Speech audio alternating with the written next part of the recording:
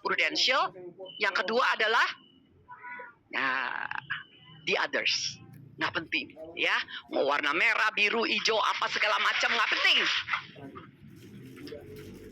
Jadi teman-teman, akhirnya tahun 2000 saya masuk sebagai agency manager. Pada saat itu mendapatkan apa tuh namanya tuh ya, diputihkan, nggak usah start dari agent karena pengalaman. Dan pada saat itu Prudential cukup baru, jadi memang lucky kita mendapat kesempatan. Gila ya, dari presidir udah berkekuatan gitu masih disuruh jadi agent. Jadi akhirnya saya masuk sebagai agency manager, tapi saya datang sendirian. Saya tidak bawa tim sama sekali. Dalam arti, bisa nggak ya? Dulu eksekutif nih, sekarang benar-benar mesti ke lapangan. Tapi teman-teman, saya selalu berpikir bahwa nothing is impossible if you put your heart into it. Ya, jadi terlepas dari background ya, tadi ada yang cerita, ada yang musisi, hebat juga ya, bisa ke asuransi. Despite apapun lah backgroundnya, kalau memang you mau menekuni, itu pasti bisa. Nah, jadi akhirnya perjalanan saya dari tahun 2000 sampai dengan hari ini, tahun 2024, saya tidak pernah regret. Ya, bahkan saya sangat berterima kasih. Setiap hari saya mengatakan, God, thank you for all the blessings. Itu blessing itu teman-teman ya, kita bisa dapatkan di mana saja. Tapi itu yang setiap hari, terutama kalau saya lagi di Sydney, ini Bu Helen udah titip pesan, pasti harus cerita katanya apartemen di sini. Tapi nanti ceritanya.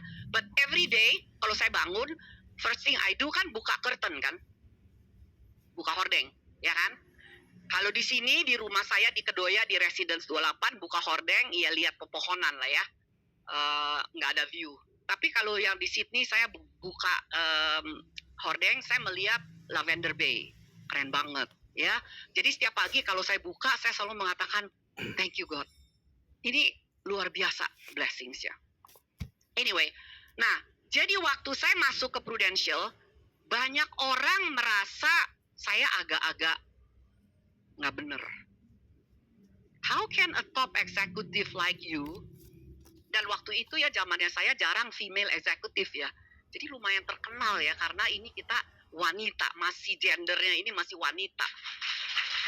How can a person like me masuk sebagai agency manager? Nah ini teman-teman, satu, saya nggak peduli. I don't care. Lu mau bilang apapun terserahlah. Ya, orang-orang yang pada saat itu merasa I'm a bit nuts gitu ya. Kalau sekarang dia pasti bilangnya gini, wah pinter ya Bu Vivian ya. Bener nggak? Tapi kan itu after effect-nya. Benar nggak? Orang tidak melihat pada saat itu saya mengambil decision. Orang bilang, dan kalau Anda tahu perusahaan yang saya meninggalkan itu perusahaan besar ya teman-teman ya. Bukan perusahaan ecek-ecek ya.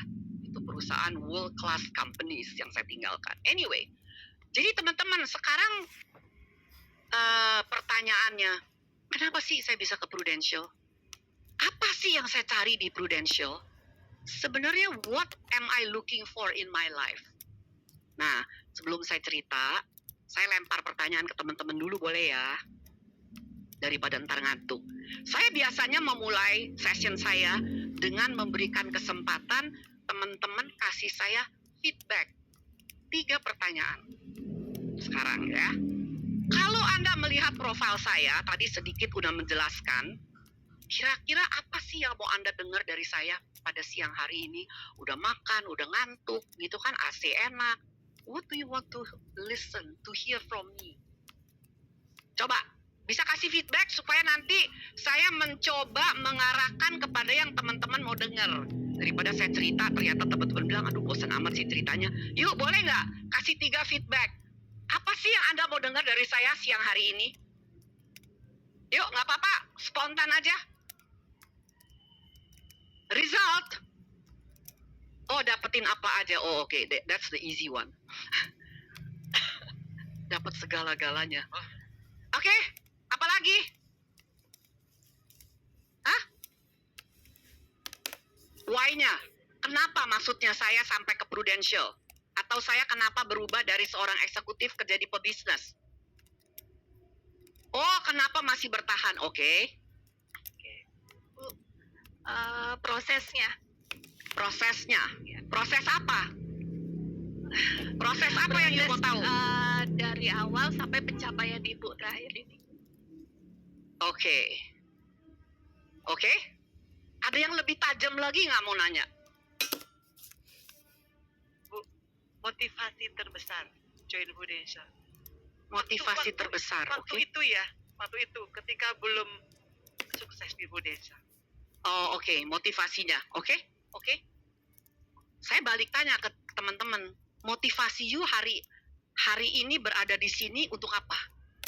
Coba kita compare notes. Why are you here today? Motivasi you apa? Apa yang you cari? Nah, yuk kita compare. Ayo, spontan. Why are you here today? Anda ngapain sekarang hari ini di sini? Mau ngapain? Mau cari apa? Cari apa? Kaya raya. Bisnis, duit. Lagi? Legacy? Lagi? Udah. Kenapa? Itu mulanya. Sekarang apa?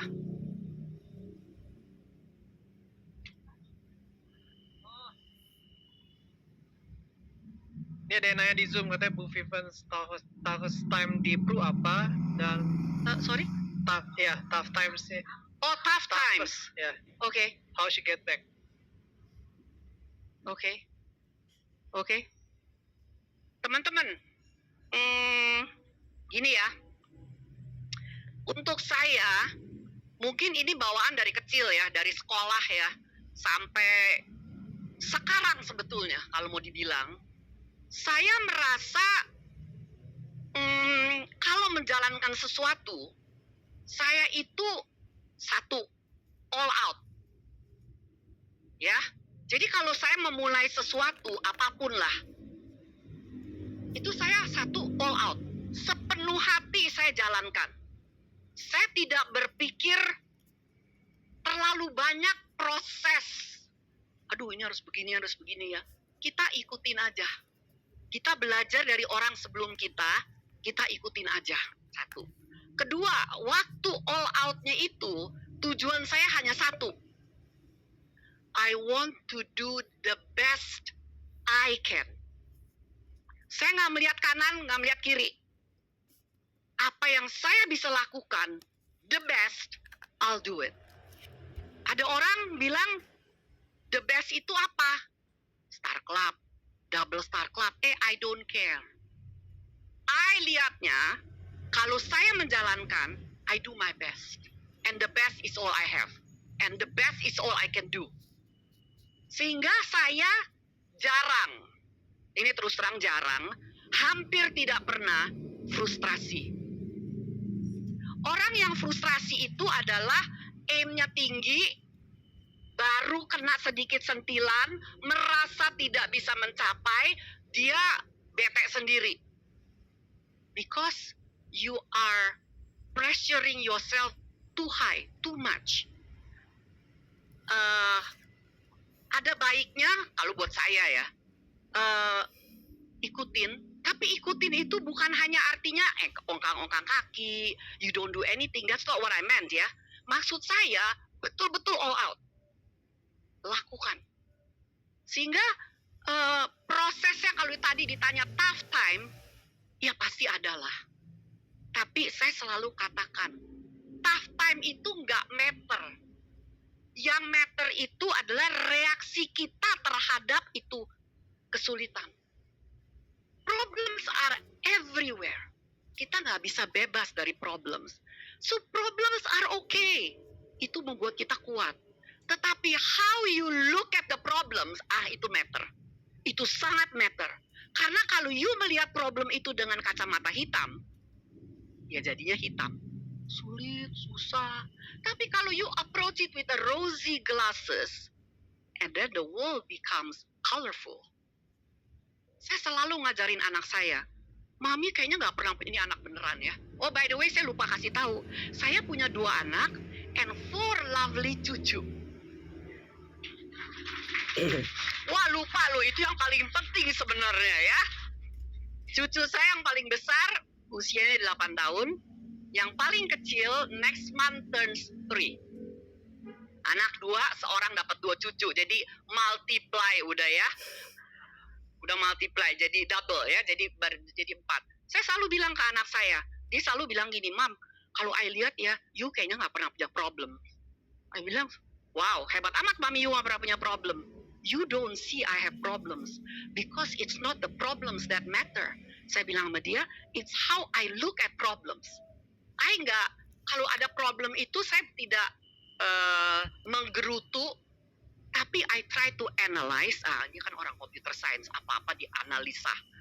And then try to find a solution. Jadi every time saya menguatkan diri sendiri. Karena setiap masalah pasti ada solusinya. Ya. Some people find it faster, dapat solusi. Some people find it a bit slower, tapi selalu ada. Nah, itu satu prinsip saya. Kedua adalah saya waktu masuk ke Prudential sebetulnya tidak terlalu banyak expectation in terms of money. Terus terang. Karena kalau saya melihatnya dari money, kemungkinan waktu saya masuk, saya itu mungkin bisa agak gusar dari seorang top 100 executive, meaning my income was very very high already. Ya, masuk ke Prudential dengan zero income. Ya. Jadi kalau orang bilang turun, kalau saya punya bukan turun, itu namanya free fall. Ya, terjun bebas. Jadi saya tidak terlalu mematri gitu ya. Oh, gue mesti dapat berapa. Enggak. Tapi saya tahu yang saya inginkan pada saat saya masuk itu lebih banyak didorong oleh waktu. I didn't have time. Pada saat saya masuk ke Prudential tahun 2000, anak saya yang besar udah sekolah ke Australia. Dia 16 udah pergi, nggak mau kalah sama mami ya. Mami 17, saya 16. So 16 dia udah pergi. Yang perempuan waktu itu kayaknya umur 14-an ya. Ya 14 ya. Juga sebentar lagi mau ke Australia. Dia juga pergi umur 17. Jadi saya tahu nih, nggak banyak waktu. Jadi waktu sebenarnya yang membuat saya itu termotivasi untuk meninggalkan dunia korporasi. Nah teman-teman, waktu saya masuk ke Prudential, saya lihat sikon. Oh, orang agensi itu kayak begini. Walaupun dulu saya di eksekutif, tapi kan memang banyak sekali berhubungan dengan cabang ya. Bangun cabang, besarkan cabang, ngerekrut set up training program, segala macam. Tapi kan tidak sebagai praktisi. Jadi saya melihat prosesnya itu saya belajar aja. Nah, ini satu hal lagi adalah kita tidak boleh segan-segan belajar dari siapapun. Don't ever feel, gue kan dulu mantan bos, lu siapa sih? Gue gak mau belajar dulu. Nggak begitu. Kita bisa belajar dari setiap orang. Ya, sometimes sama si cucu pun, wah cucu sekarang itu pinter ya. Sometimes you also learn from the little things he said. Gitu ya.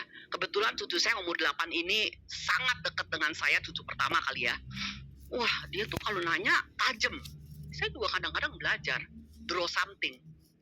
Nah, jadi saya terus terang tidak terlalu expect banyak dari apa yang ingin saya raih. Tapi dengan berjalannya waktu di Prudential, akhirnya saya tahu begini. Saya tahu waktu itu anak saya dua-duanya udah di Australia. Kemungkinan besar ini anak-anak, kayaknya kalau yang laki kemungkinan besar pulang ini kecil. Sekarang ternyata dua-duanya juga nggak mau pulang. Waktu itu masih berharap yang perempuan bisa pulang. Dia sempat bantu saya juga beberapa tahun di Prudential, tapi kelihatannya kurang suka dengan Indonesia, jadi akhirnya balik lagi ke Sydney.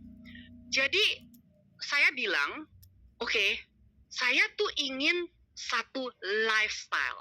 Nah, buat saya is more lifestyle. Lifestyle semacam apa sih yang saya inginkan? Tentu kalau lifestyle itu mau ditarik garisnya, pasti ujung-ujungnya ada duitnya juga ya. Lifestyle yang saya inginkan itu sebenarnya very simple. Saya kalau mau nengok anak ke Australia, anytime, saya punya uang. 2, saya punya waktu. Jadi saya nggak usah kalau mau ke Australia kudu nelpon anak dulu minta dikirimin tiket. Dulunya tuh simpel begitu aja. Pokoknya begitu deh. Lalu saya juga orang yang termasuk tidak bisa diam. Artinya kalau di corporate satu hari saya akan pensiun. And then what do I do? Masa saya ngopi-ngopi tiap hari kayak banyak ibu-ibu di Indonesia without being negative about them. Mereka enjoy banget. Saya disuruh begitu, sengsara banget. Tiap hari suruh ngopi, ngobrol, gossiping. Oh, it's not me. Ya nggak bisa. Nah, waktu saya di perusahaan saya yang pertama di tahun mid 1980s pernah bertemu dengan satu orang hebat, Mr. Wee Tiong Hao, salah satu senior agency director Prudential Singapura yang sangat-sangat terkenal. Ya, sampai hari ini dia masih di financial services.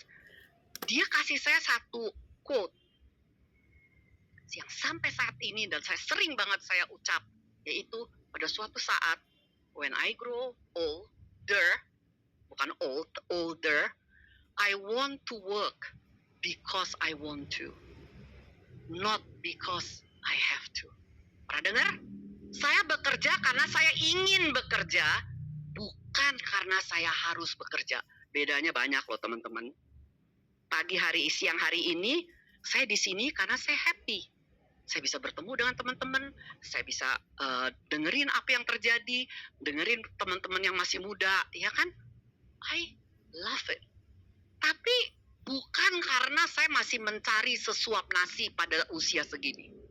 Jadi saya selalu ingat Mr. Wee Tiong Hao bilang, saya bekerja, I'll work because I want to and not because I have to. Itu buat saya itu suatu dorongan ya teman-teman. Without mentioning the number, saya mau 1M, mau 100 juta, 1M, whatever, tapi itu yang saya inginkan. Sehingga sampai hari ini, banyak orang berpikir saya tidak kerja loh. Padahal teman-teman tahu ya, saya balik ke Jakarta itu Selasa yang lalu.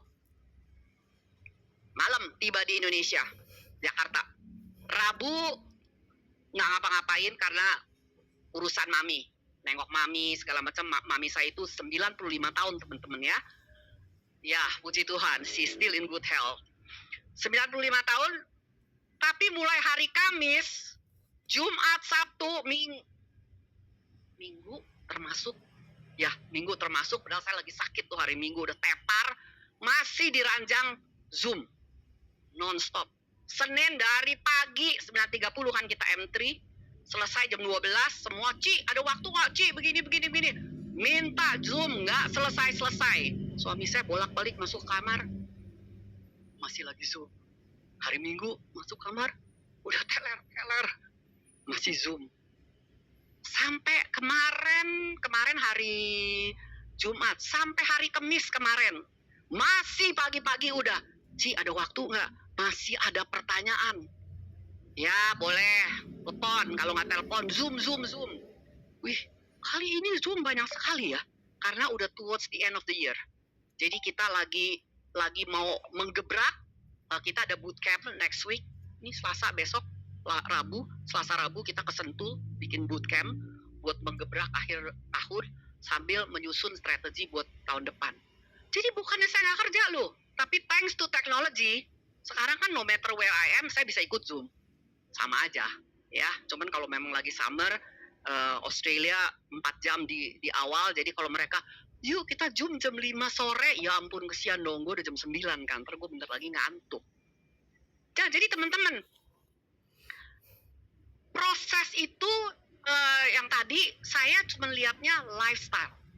Saya kepengennya nanti satu hari ya gitu, saya masih bisa kerja.